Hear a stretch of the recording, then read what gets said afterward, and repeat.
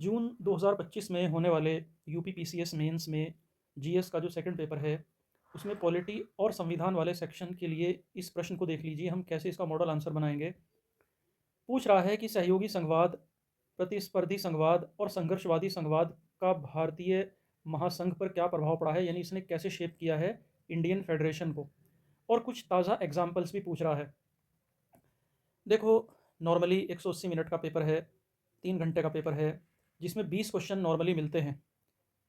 आप मोटा मोटा ये समझ लीजिए कि एक क्वेश्चन पे अगर ऑन एन एवरेज मिलाएं तो 9 मिनट मिलते हैं एक प्रश्न लिखने में, जिसमें से 1 मिनट आप सोचने पे लगाइए, यानी ब्रेन स्टॉर्मिंग पे लगा दीजिए, और बाकी के जो 8 मिनट बचेंगे उसे आप आंसर लिखने में लगाइए। तो इस क्वेश्चन को अगर हम देखें तो सबसे पहले हम ब्रेन स्टॉर्मिंग करेंगे। ब्रेन स्टॉर्मिंग मतलब हम एक नोट्स बना लेंगे, शॉर्ट नोट्स, कि हमें इसमें क्या डालना है। देखो, 3-4 हिस्से होते हैं क्वेश्चन के, हम बार बार देख रहे हैं, पढ़ रहे हैं, इस बात को समझ रहे हैं। पहला हिस्सा तो होता है क्वेश्चन को पढ़ना, दूसरा हिस्सा है क्वेश्चन के जो कीवर्ड हैं उनके ऊपर ब्रेन स्टॉर्मिंग करना और एक शॉर्ट नोट बना लेना, और तीसरा हिस्सा है उसको राइट डाउन कर देना 3 टुकड़ों में तोड़कर। वो 3 टुकड़े कौन से होंगे? इंट्रो, मेन बॉडी और निष्कर्ष। तो पहले हम इसका ब्रेन स्टॉर्मिंग करेंगे और इसके कीवर्ड आप देख लो। पहला कीवर्ड है कोऑपरेटिव फेडरलिज्म, सहयोगी संघवाद। दूसरा है कॉम्पिटिटिव फेडरलिज्म, प्रतिस्पर्धी संघवाद। और तीसरा है संघर्षवादी संघवाद, यानी कॉन्फ्लिक्ट फेडरेशन। संघवाद का देखिए मतलब क्या है।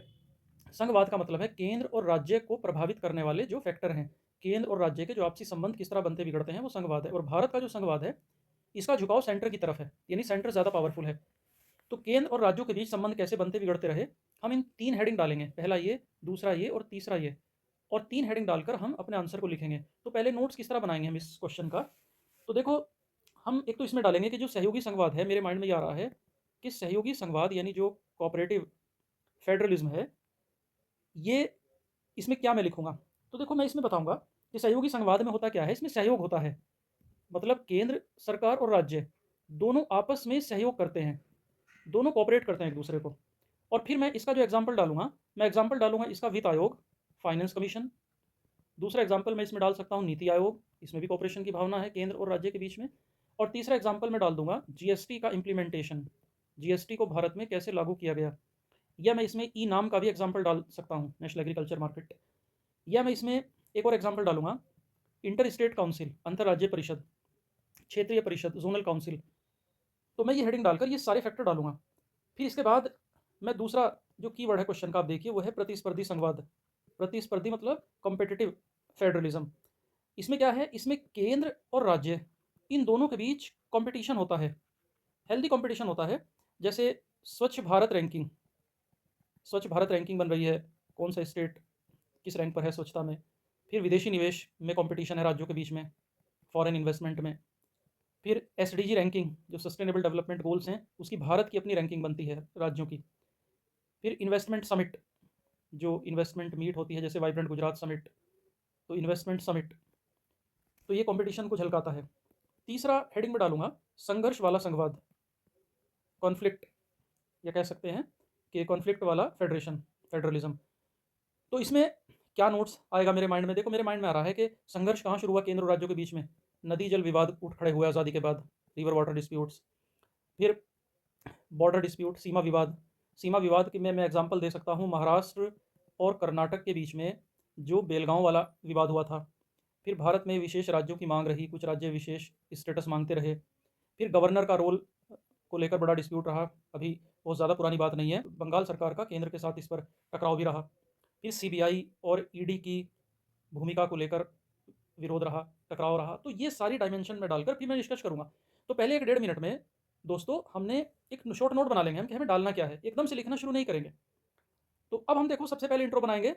तो इंट्रोडक्शन हमेशा सिंपल रखेंगे अपने आंसर में। इंट्रो तो हम सिंपल रखेंगे, हम ये बताएंगे इस क्वेश्चन में कि जो देखो संघवाद की बात है, तो एस आर बोम्मई का जो जजमेंट आया था सुप्रीम कोर्ट का, आपने पॉलिटी में पढ़ा होगा लक्ष्मीकांत सर की किताब में, कि जो एस आर बोम्मई बनाम यूनियन ऑफ इंडिया यानी बनाम भारत संघ जो वाद था 1994 वाला, इसमें सुप्रीम कोर्ट ने संघवाद को संघवाद को संविधान की या संविधान का मौलिक ढांचा घोषित किया था। संविधान का मौलिक ढांचा बताया। संविधान का मौलिक ढांचे को इन्वर्टेड कोमा में कर देंगे, अंडरलाइन कर देंगे। फिर ये बताएंगे कि भारत में, ये लिखेंगे इंट्रो में ही, कि भारत में संघवाद का यह अर्थ नहीं है, यह अर्थ नहीं है कि राज्यों का अपना कोई अस्तित्व नहीं है। ये मतलब नहीं है भारत में संघवाद का, बल्कि भारत में संघवाद का मतलब यह है कि राज्यों का अपना संवैधानिक अस्तित्व है, राज्यों का अपना संवैधानिक अस्तित्व है। तो ये इंट्रोडक्शन देने के बाद, इसके बाद हम पैरा चेंज करेंगे और हम ये बताएंगे, हेडिंग डालेंगे भारतीय संघवाद, इंडियन फेडरलिज्म, और ये परिणाम है सहयोग का, संघर्ष का और प्रतिस्पर्धा का परिणाम, प्रतिस्पर्धा का परिणाम। देखो, आप जब आंसर लिखो तो आपको थोड़ा धीरज रखना पड़ेगा। ये कोई रील नहीं है जो आपके थंब से आप इसको सेकंड से बदल देंगे। आपको थोड़ा धीरज रखना पड़ेगा आंसर लिखने के लिए, क्योंकि 3 घंटे आपको एग्जाम हॉल में बैठना है। तो इसमें सबसे पहले आप बताएंगे, पहला सहयोगी संघवाद, पहले हेडिंग डाल देंगे सहयोगी संघवाद, कोऑपरेटिव फेडरलिज्म।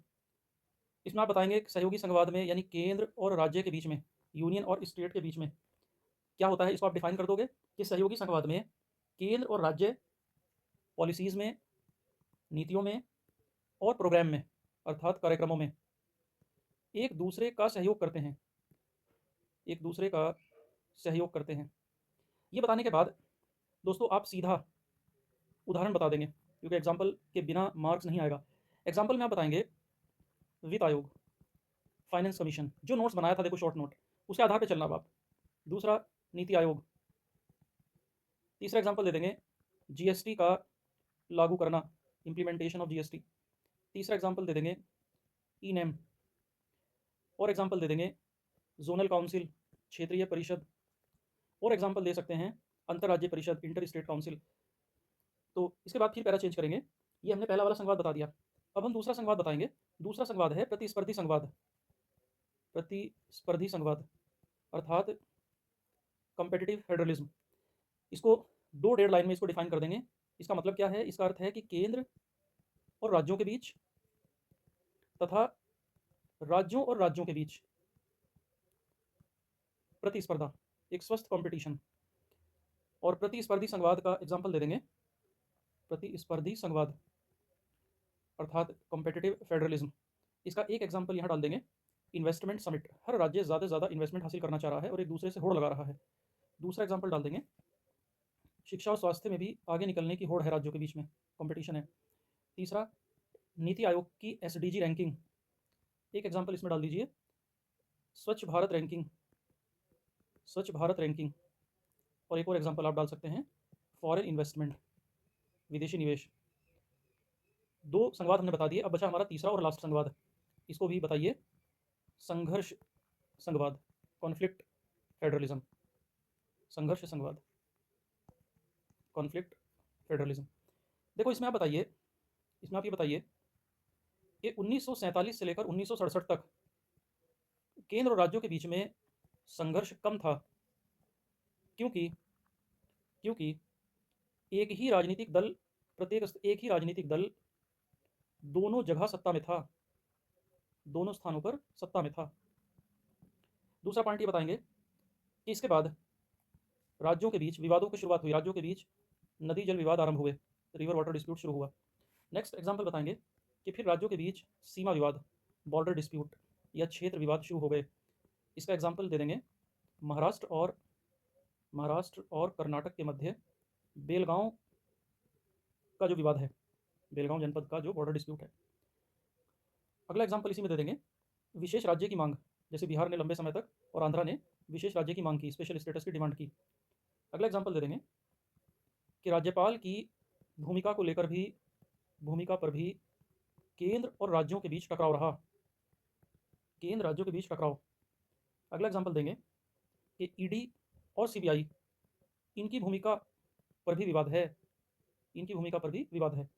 तो ये 3 डायमेंशन में तीनों बताने के बाद, रिसेंट एग्जाम्पल भी देने के बाद, लास्ट में निष्कर्ष कर देंगे और ये कह देंगे कि इस प्रकार हम कह सकते हैं, अतः हम कह सकते हैं कि वास्तव में भारतीय संघवाद संघर्ष का, सहयोग का और प्रतिस्पर्धा का परिणाम है। In this way Indian federation is the result of competitive, conflict and cooperation. तो ये इसका मॉडल आंसर बनेगा। तो आप देखो, एक चीज़ आप देखिए कि हमें वर्ड लिमिट का ध्यान रखना है। अच्छा, ये जो मैंने रफ वर्क किया था शुरू में, इसको आप कॉपी के शुरू में नहीं करना।